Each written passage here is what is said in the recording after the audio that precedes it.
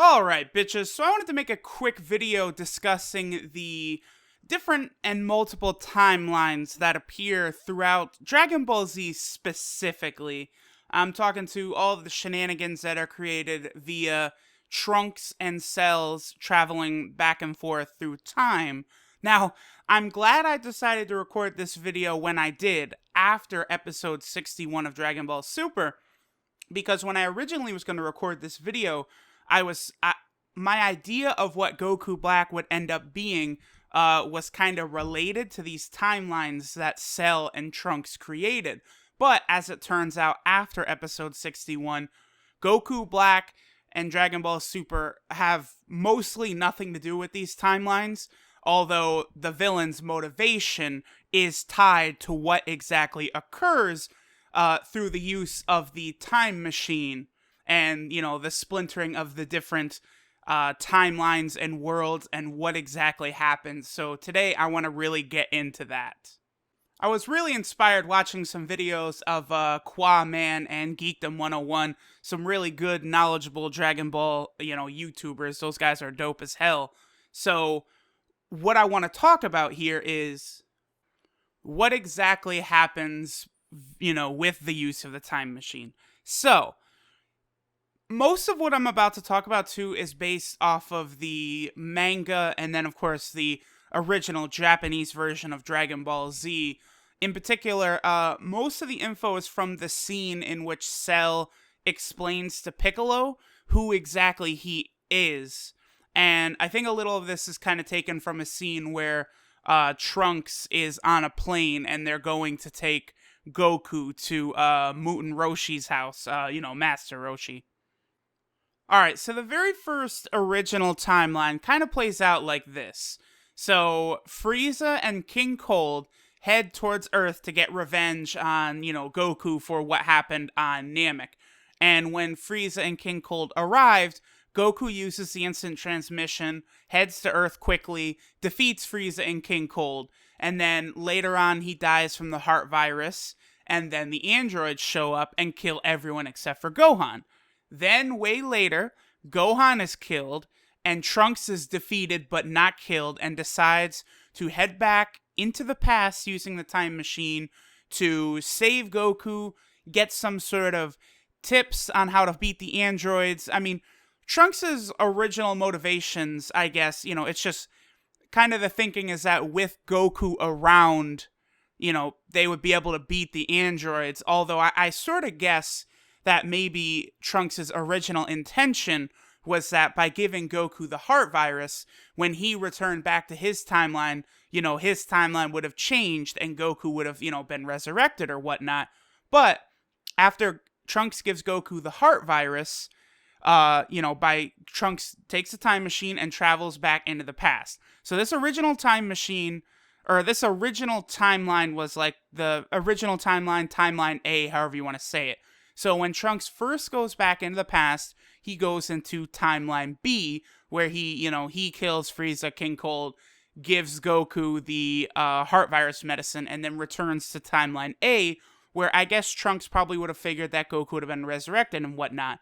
But the way time travel works in Dragon Ball Z, using the time machine appears to splinter timelines off, specifically when it's used to go to the past.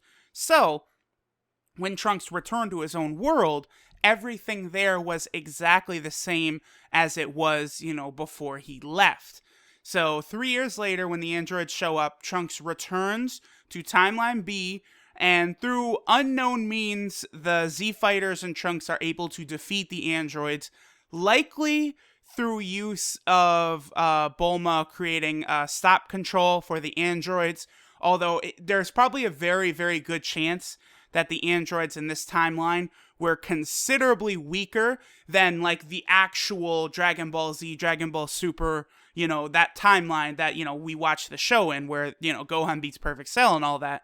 Remember, by the time we get to that timeline, the androids were way stronger. It's possible 17 and 18 were significantly weaker in this timeline B, and it's also very possible that Dr. Gero and Android 19 and Android 16 never showed up in the first place, so they might not have had to fight them as well.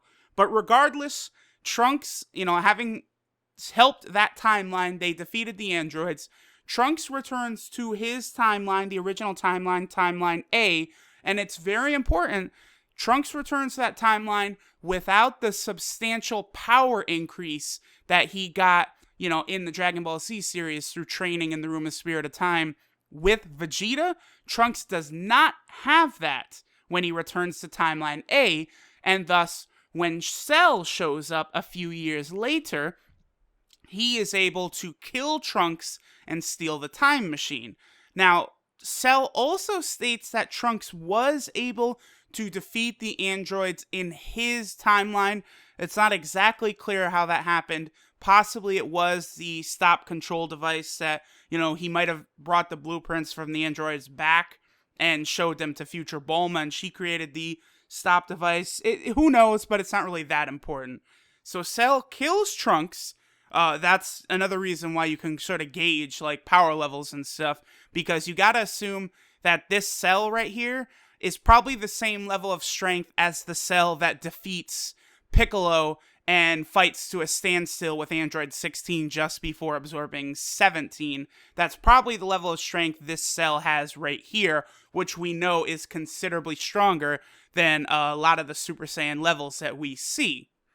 So this is sort of like a minor plot hole, because Cell then takes the time machine and he goes into the past a year before Trunks originally did, which causes another timeline to splinter off.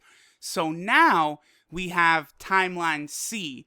This is the timeline that Cell went to.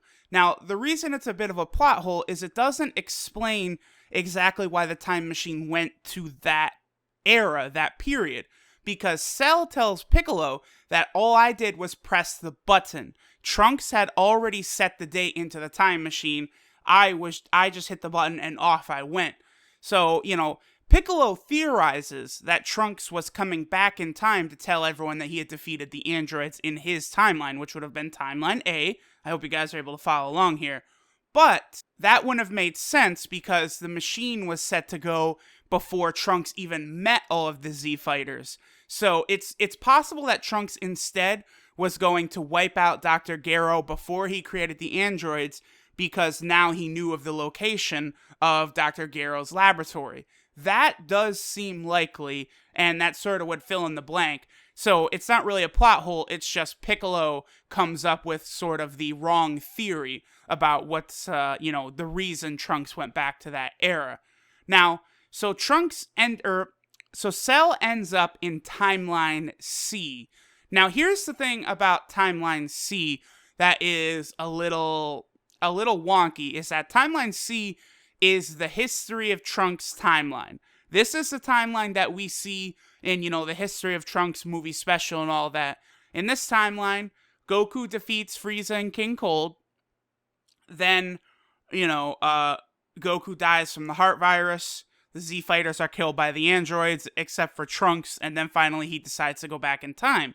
Now, when Trunks goes back in time, this splinters off another new timeline, creating Timeline D. This is the main story of Dragon Ball Z timeline, that takes place in Dragon Ball Z and Dragon Ball Super. And even though Dragon Ball GT is not canon, that is also, present in this timeline. Now, the reason, I guess, that a new timeline was splintered off was because of the fact that, Cell had already traveled into the past, and, shit just gets real wonky. Now, obviously, we know how Timeline D turns out, that eventually leads to Dragon Ball Super, and yada, yada, yada, yada, yada. The Cell that had gone back in the past is killed by Gohan. The Cell native to that timeline is killed by Krillin and Trunks. And then when Trunks returns, after, all the androids have been defeated, back to his History of Trunks timeline, he destroys the Cell native to his timeline. Now, the reason this is another sort of plot hole is because basically the way the time travel is explained, these 4 timelines is basically the way it has to be. But there is a missing Cell that is unaccounted for. That's a little weird, because remember, the Cell from Timeline A when he traveled back, he would have had to travel back in time to create the History of Trunks timeline because there needed to be a Trunks to come to the main timeline that we have. So, this cell is unaccounted for in the History of Trunks timeline because the one that Trunks kills is the one native to his timeline. That's the one that ambushes him, essentially shortly before Goku Black appears. But the cell that had come to that timeline from the time machine never showed up and is unaccounted for. Now, again, this likely is a plot hole, but whatever. I do like the whole concept of all this time traveling, even if it does get, really, really, really crazy, confusing and shit. Now, there is one last minor plot hole I kind of want to talk about before we wrap up today, and that is that when Cell was explaining to Piccolo how he is created, he says that Dr. Gero's spy robot had an opportunity to take cells from Trunks as well, but Dr. Gero's computer deemed that there are already enough Saiyan cells in Cell's biology. But that doesn't make sense because Cell is from the original timeline, Timeline A, where Goku killed Frieza and King Cold. Trunks, future Trunks never showed up early in that timeline. So that is another, sort of minor inconsistency. Akira Toriyama tends to get a little forgetful, and there was some talk at the time that he was kind of just going chapter to chapter. But whatever, despite the fact that there are plot holes here, for some reason, I just don't care. Dragon Ball is cool enough, dope enough that I can let all this slide. Yeah, after all this confusion shit, you guys tell me what you think of all these timelines and shit. I was a little disappointed because I did mention that originally I had a theory of who Goku Black could be, and Timeline B is a timeline that the fans refer to as the unseen timeline. It's a timeline you never really get a good look at, and presumably in that timeline, it had a very positive outcome where all the Z fighters lived, and I was thinking that the Goku Black we see in Dragon Ball Super could have been the Goku from that timeline somehow, but that was proven not to be the case. Glad I recorded this after watching episode of 61, or else this video would have been irrelevant already. But tell me what you guys think about all this timeline theory bullshit.